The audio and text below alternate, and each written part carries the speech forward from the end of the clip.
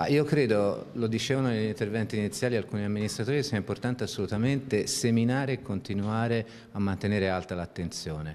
La corruzione c'è in Italia, ce n'è molta purtroppo, rappresenta l'eccezione rispetto a un sistema amministrativo che funziona, ma è un problema assolutamente sistemico per il nostro Paese. Quindi questi che sono contemporaneamente incontri di riflessione, confronto fra colleghi e occasioni anche, diciamo così, di brainstorming, dove ci si confronta su idee che possono essere state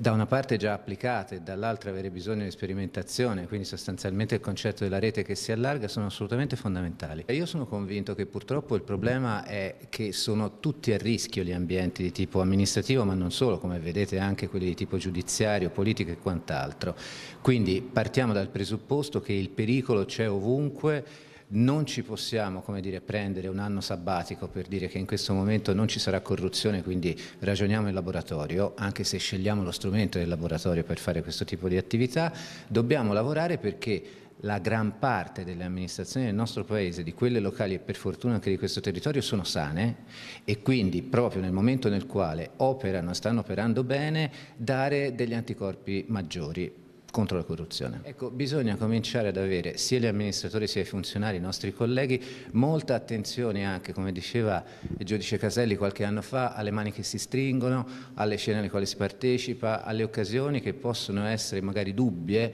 e nelle quali far mancare l'apporto da parte degli enti locali, proprio nella logica della prevenzione, scontando anche un minimo di solitudine da questo punto di vista, ma è sicuramente la strada vincente. Guardare bene in faccia quelli che sono gli interlocutori delle amministrazioni pubbliche, uno per uno.